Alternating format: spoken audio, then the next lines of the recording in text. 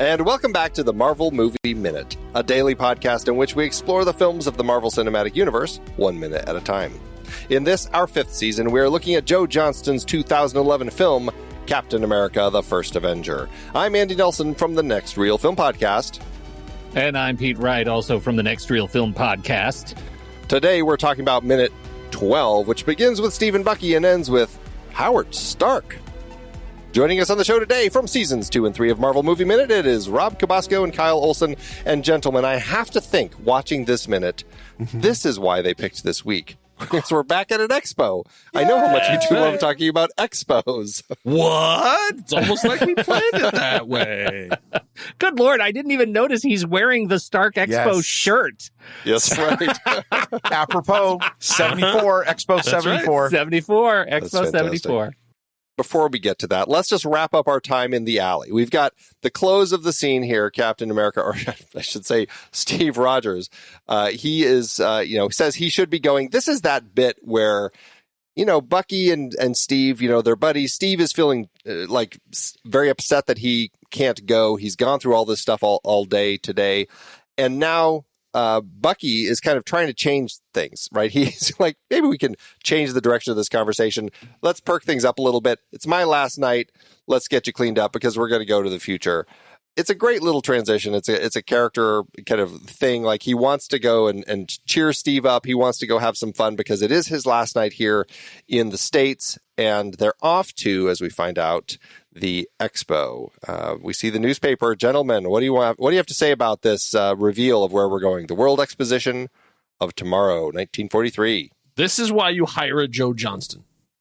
Because from his record with all the Indiana Jones stuff and Rocketeer, what a gorgeous transition of throwing the thing up and then doing the classic film fade to the actual location.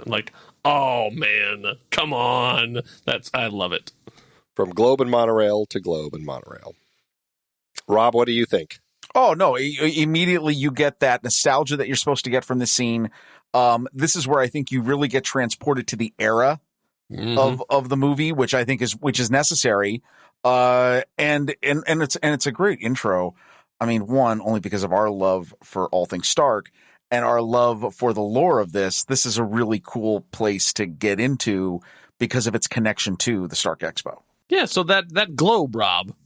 I feel like there's something important about that globe. What is that? Flushing? Does that come back at some point? Yeah, I think so. Flushing, isn't that the place? Flushing. Yeah. Flushing Tommy Meadows, Lee Jones, Corona Park. Will Smith. It's New York. No. Sorry. I mean, yes, that, but I meant the other thing. Yes. Now, okay, so let's get this out of the way.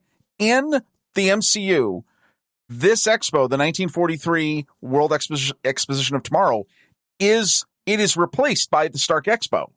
Yes. In the continuity of this. And there is a gap. It goes from 43. This is the last one. And then the next one is the Expo in 74. Correct. According to my examination of the extended lore. I don't know if you guys saw anything differently. Oh, yeah. I couldn't find any explanation other than World War II. Why did it wait so long? What happened? And I think I think we know where he was and what he was doing. But nothing else came up. Nobody, I just thought that was interesting. In this universe, that there was just nothing for 30 years. It does seem like one of those odd things. Is it only there because we needed it to be there for Howard Stark to be doing his stuff, and so therefore it's only now and then. Is it one of those weird things? It's a hole because it didn't need to be filled. I get it. Exactly. Yeah. How well do you feel like you track international expos? right now. Currently, I don't know. We actually did a bunch of research on this at the time, though, because we wanted to sort of know what it was based on. And even if you watch Tomorrowland, you get a sense of what it was like in sort of the 60s, which apparently didn't happen here. What's really interesting is there were a number of major global expos in the 30s and 40s, and leading up the late 30s, they all flew under the Nazi flag. There was the International Hunting Exposition in Berlin, another in Dusseldorf, Germany, and Berlin in 38, the International Handwerks Exposition.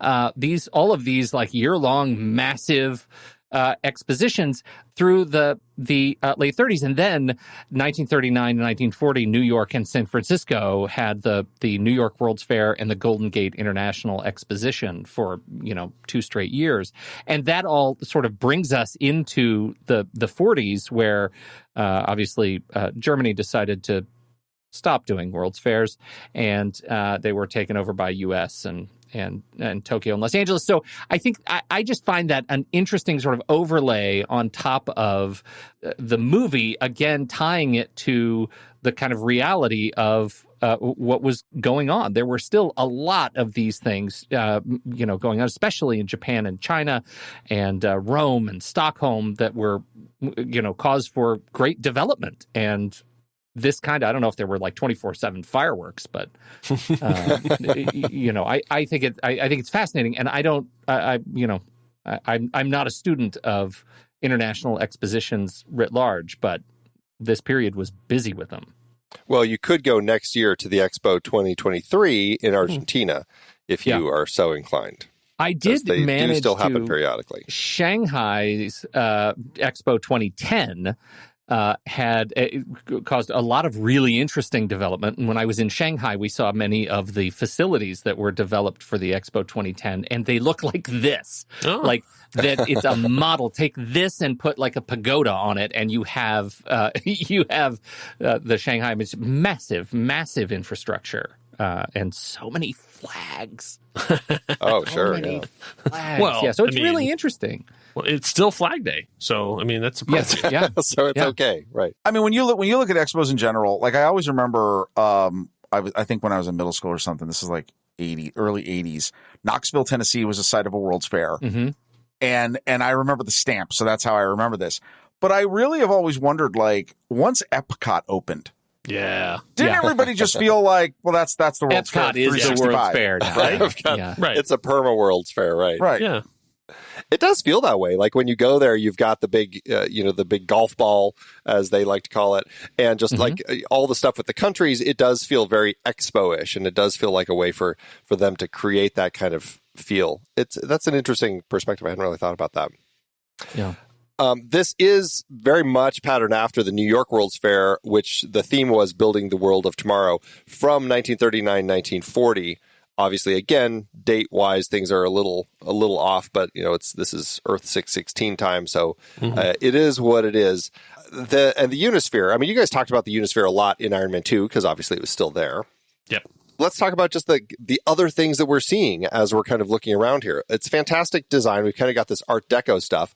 There's a Modern Marvels building that they go into, and inside this building, there are a lot of things that we see here.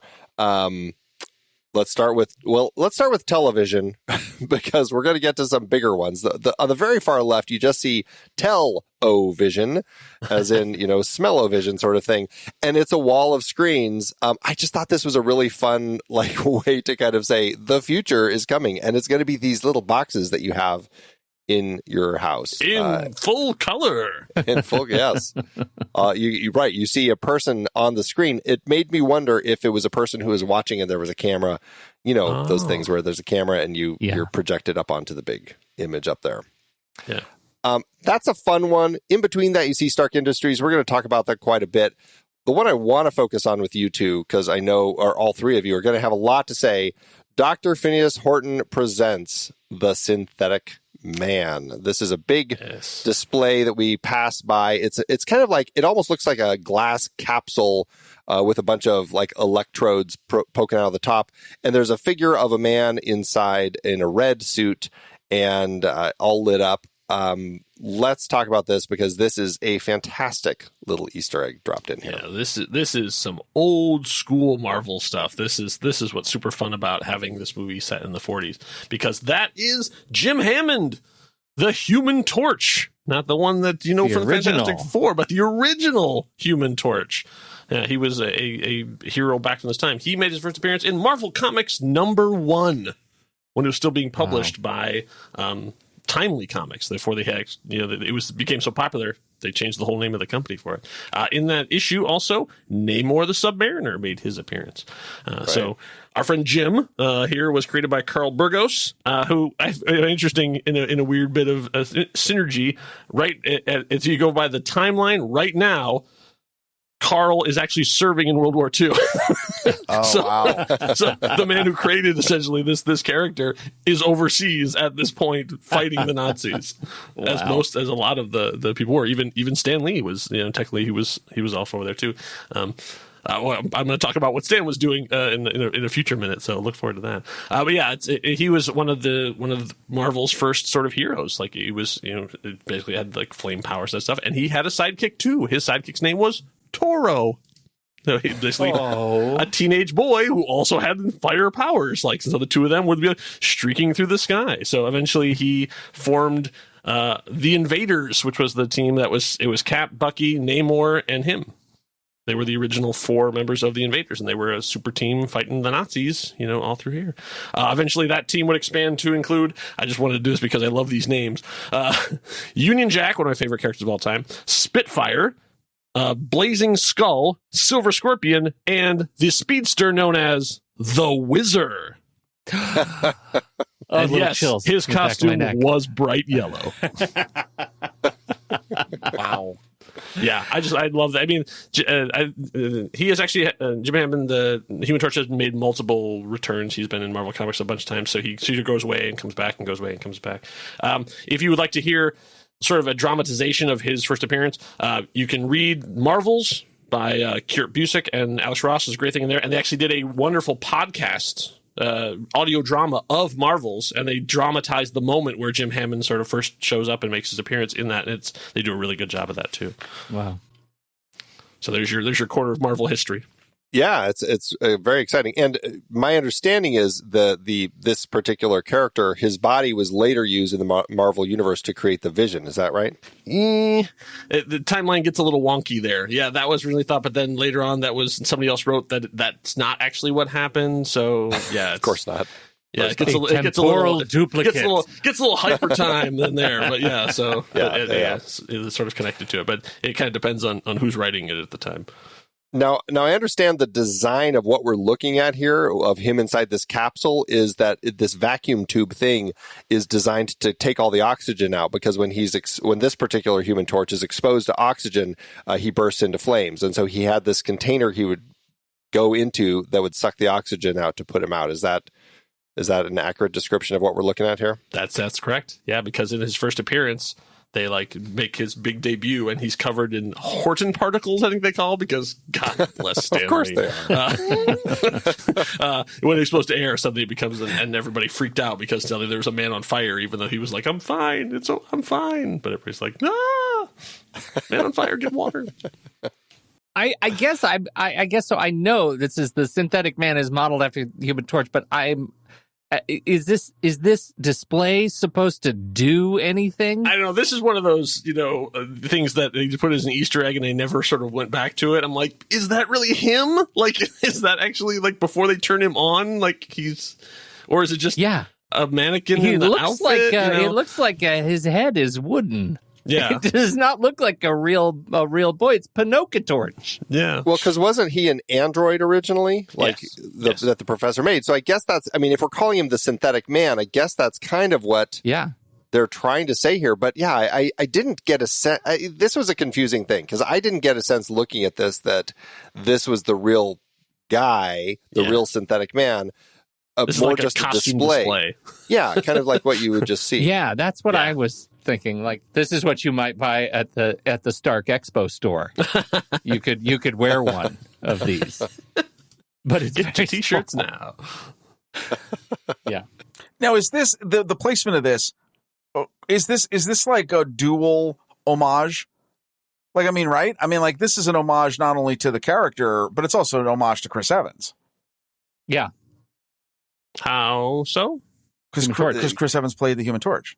Oh, yeah, okay. But they don't have any. I mean, there's no fire stuff around it. You'd have to really know to know.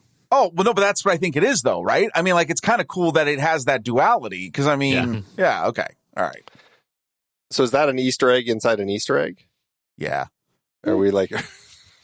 Yeah, I think it The is. turtles all the way I'm in there. favor of it.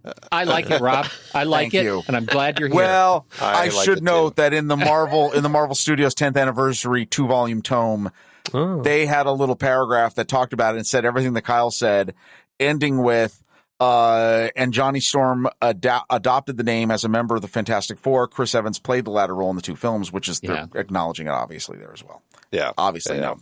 Yep. Yeah. Cool. Interesting.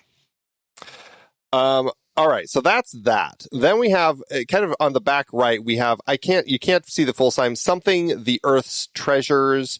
It looks like there's a huge model in the middle of like a cutaway of the Earth, which is actually kind of cool. It's got like the molten core and the different layers and everything. So I don't know. I guess like on the images around it, you can see like oil drills and kind of that sort of thing. So I guess that this is a display of like, this is what we're going to do to our planet to suck all the oil out of it. And one of those sorts of displays that Look at what we can harness. Look at the power we can harness. Yeah. Which is what all of these expos And there will be no consequences. Right. no consequence. Yeah, not. these are all celebrations of of what the technology is going to do to make things better without talking about all the destruction that they may cause. Come back to next year's expo so you can see how I'll fix it. Yeah, right. We have lots of extras wandering around in here, and of course, we do come up on. We've met these 2 girls. We didn't talk about the 2 girls, so yes. we have this thing where Bucky has 2 girls that he is ready to hook them up with. It is So it's Bonnie and Connie. Bonnie and Connie, right? Connie is Jenna Louise Coleman. Bonnie is Sophie. How do you say that last name? Colquhoun? I couldn't find out how to pronounce it either, but yeah, Colquhoun. Yeah. Colquhoun. Yeah, it's a weird Colquhoun. last name. Let me see. Yeah. Colquhoun. It's actually Colquhoun. Colquhoun. Oh, okay. There it is. Wouldn't have gotten Okay. there. Yeah. No. The QU So- is silent. Yeah, silent Q. That's a Monty Python sketch right there. Connie and Bonnie, we have our 2 guys. Now, are you two familiar with either of these actresses? I feel like there's one that you're both going to say yes One. to. Yes. Yeah, Rob, can you tell us a little bit about Jenna Coleman? So, if you're a fan of Doctor Who, she is, as everyone probably knows who's a fan, the Impossible Girl. She came into Matt Smith's one of his seasons, his last season, I believe, as the Yes. Doctor, his last full season. Yeah. And then carried through to Peter Capaldi's seasons during his time as the 12th Doctor. And you know what? I love her. I think she's one of the better companions. Your mileage will vary on that.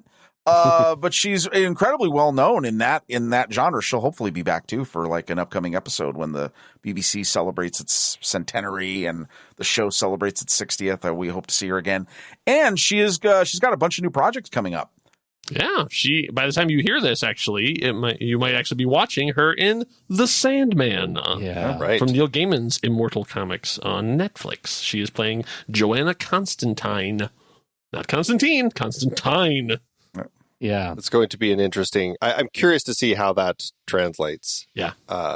It should be fun. Hopefully, I mean, I want them to do it right. So we'll see.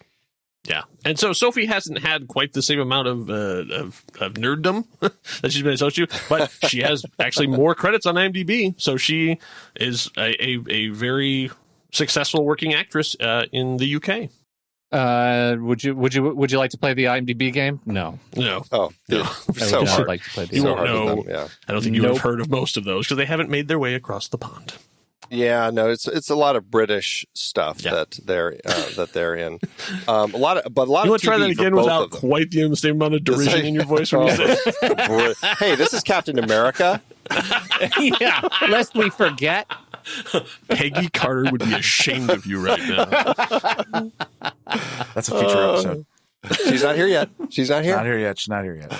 Oh man! So Sophie Colquhoun, she's playing the woman that Bucky's trying to hook Steve up with. That's Bonnie, and Bucky is with Connie. Now the 4 of them are walking kind of through this whole thing. We're kind of getting a tour of it through their eyes as they're walking. At some point, we don't see when or where, but Steve has bought some peanuts. He has a bag of peanuts. we'll come back to that in a later. But I mean, minute. really, do you need to know anything else? He has a tiny little bag of peanuts. He's going to get nothing. Tiny. He's going bag nowhere peanuts. tonight, kids. Bag of peanuts. It's like watching Charlie Brown. Yeah. It is so Bag. hard to watch. Yes. It is such an anxious minute. Yeah. Watching him behind the three of them. Like, Yes. they don't ever call it the fourth wheel. And yet here he is as a fourth wheel, and it's deeply disquieting. I do not like watching where he is in the blocking of this scene. He doesn't seem to care. He at all. seems, well, I think that it's not that he doesn't care. I feel like this is what Steve is used to in these sorts of situations. That's my read. Rob and Kyle, what do you two think of the shrinking of, well, not just the shrinking, but all the different work that went into creating Puny Steve? Yeah, well, I say, I mean, I'm sure you talked about, but big shout out to Leander Dini. I mean, like, that dude did so much work and gets so little credit for that. I mean, he is the Heidi moneymaker of this movie. Like, he is a fundamental part of why this works. It's amazing it holds up so well that you still watch it and you don't think about the fact that they shot it multiple times and there's another person mimicking performance and they're putting the head of another actor on a different actor and scaling it down. I mean, you just accept the fact that that's actually Chris Evans handing reaching out with the peanuts or walking right next to Sebastian Stan, and he absolutely was not. It's amazing. They have a great page in that 2-volume set I mentioned, and it's titled The Skinny Steve Conundrum. And they talk about how at the earliest stages of the movie, this was something that this was a nut they had to crack. No pun intended with the bag of peanuts, but still. No, intended fun. Intended. That basically, I intended that, of course. So no, like they talked about it and they said like flat out, like if you think at the end of the day, we're not CGing this, we're not even don't really have the capabilities fully of that. And they were adamant that Chris Evans had to be fully part of this. Like, no matter what happened, if they can't accomplish that, like it was literally almost to the case that if we can't figure this out, we're not doing this movie. Yeah, because I mean, we had seen this work to some capacity in like The Social Network, in The Curious Case of Benjamin Button. There had been work done in this line, but they were asking for something kind of a little bigger than those, and those mileage may vary as to how well it works in those. Social Network I think works really well, but Benjamin Button, mileage may vary. But in order to really create this character that the audience has to connect with right out of the gate, I mean, they were really kind of having to do something special. Well, and especially because in addition to like, okay, none of the hobbits are running around without their shirts on, right? Right. Like that's a totally different thing. You can do a lot of things in perspective shift and all these other things, right? But you can fudge it with clothing and costume and all this other stuff. No, you had to have him be a human male in full light, and it had to be believable and honest. I mean, it's unbelievable to me watching this again that it still works. There's nothing you have to do to it. It's still completely believable. Yeah, I mean, we have to carry it on for like the full first half hour or so of the film. Right. So I mean, it really has to. We have to buy into it right out of the gate. All right, so they're going up to the Stark Industries. We hear the announcer say, "Ladies and gentlemen, Mr. Howard Stark." Now, we're about to meet Howard Stark. We'll talk about him tomorrow. But I did want to throw this out to you because I think it's an interesting change in character direction as far as what they're doing with Howard Stark and in particular Connie. In the script, when they see the stage and everything's getting started, Connie says, "Oh my God, there he is." And in the movie, she says, "Oh my God, it's starting." Any thoughts on the change of that? As far as like, I mean, were they trying to initially in the script make Howard like Tony? Because that really feels like something that someone would say when it was Tony on stage. Yeah. Yeah, because at this point we had already met Howard Stark. We knew who Howard Stark was. Yeah. Yeah. Oh. I don't know. It just struck me as a funny little, it's such a minor change. And oh my God, it's starting. I mean, who cares? It's just one of those little things. But if she had said, "Oh my God, there he is," like how funny would that have been to kind of like, it's Howard Stark. I don't know. It may be one of those things that I'm making too much of a big deal of, but I thought it was a funny thing. Oh no, I don't think so at all. No, yeah, it's interesting point. It's turning down the rock starness. Yes. Right? I mean, that's why you would make that change because I mean, if you say there he is, it's all about him. Yeah, right. On the stage, we see a 1941 Cadillac Series 62. These were cars that had fender skirts on the rear tires. They've been removed here. We'll find out why tomorrow. We'll talk about that. And we see some of the lovely ladies up on the stage, the Stark girls. Let's save all that for tomorrow. Do any of you have any last thoughts about anything else before tomorrow when we talk about Howard Stark and the Stark girls and everything else? No, take us to the future. I'm just excited about top hats. More top hats. I'm wearing mine. The era of jaunty chapeaux. Oh, we need more. We need that era again. I love having nice fancy hats. Although a top hat does seem a little much. I can't imagine having to wear a top hat just to go out. No, they're not comfortable. You, sir. They're not comfortable. You know what? Put a little Neither ice are pack in. beards. Neither are beards, and I can take a hat off. No, you only want one if it has a rabbit. That's it. Are we still talking about hats or beards? Never mind. Nah. Yeah, what do you have in that beard? It's rather robust. All right, Kyle and Rob, thank you again both so much for joining us here today. You both going to be able to make it back for tomorrow for minute 13? Yes. Howard wouldn't let us miss it. Oh, Fantastic. All right, everybody. Remember, you can find us on all of our socials. Just go to truestory.fm/Marvel Movie Minute. Click on the link for the social of your choice. We'd be glad to have you. And Pete, thanks as always. I could do this all day. Until next time, true believers.